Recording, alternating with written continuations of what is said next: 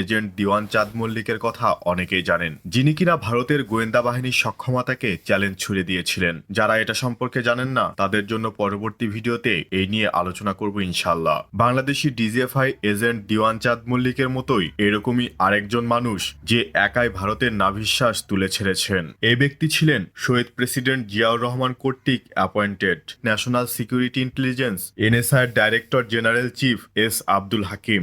জিয়াউর রহমান যদি লিডার হয়ে থাকেন তবে এই ব্যক্তি ছিল অ্যাডমিনিস্ট্রেটর। এনএসআই এর চিফ নিযুক্ত হবার পর এস হাকিম এই গোয়েন্দা বাহিনীকে ঢেলে সাজান। বাংলাদেশে পাকিস্তান আমল থেকে গড়ে ওঠা সমস্ত নেটওয়ার্ক ধ্বংস করে বাংলাদেশের মাটি রশূন্য করে দেন। তিনি প্রথমে গোপনে কলকাতায় বাংলাদেশের ডেপুটি হাই কমিশনে এনএসআই এর শাখা প্রতিষ্ঠা করে শত শত এনএসআই অপারেটিভস তৈরি করতে সক্ষম হয়েছিলেন।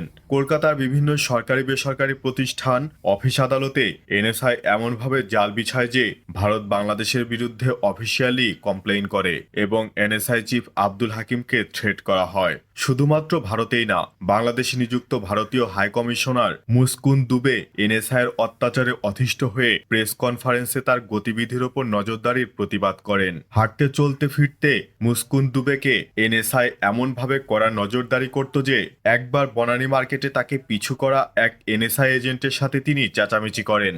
মূলত তাকে ইরিটেট করাই ছিল এনএসআই এর প্রধান উদ্দেশ্য, কারণ হাকিম সাহেব ভারতের থ্রেট পাওয়ার পর ভারতকে ওপেন চ্যালেঞ্জ জানিয়েছিলেন।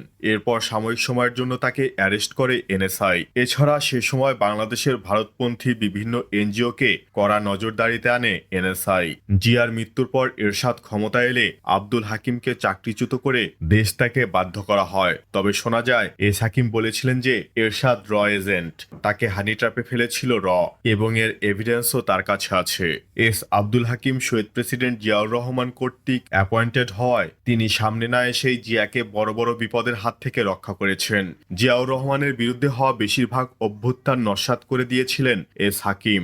এমনকি জিয়াকে চিটাগাং যেতেও নিষেধ করেছিলেন তিনি, কিন্তু জিয়াউর রহমান তার কথা অমান্য করে যাওয়ার ফলশ্রুতিতেই তাকে হত্যার শিকার হতে হয়। তো যাই হোক, এস আব্দুল হাকিম ছিলেন কলকাতা ইউনিভার্সিটি থেকে ফার্স্ট ক্লাস ফার্স্ট একজন বিদ্বান ব্যক্তি। তিনি সম্ভ্রান্ত মুসলিম পরিবারের এস ওয়াজেদ আলীর বংশধর ছিলেন। তিনি বেশ বংশমর্যাদা সম্পন্ন পরিবারের সন্তান ছিলেন। তার বোন জেবুন্নেসা ছিলেন প্রথম পাকিস্তানি মুসলিম মহিলা যিনি ইংলিশ পত্রিকা বের করেন। তার নামে করাচিতে এক্সপ্রেস হাইওয়ে রয়েছে।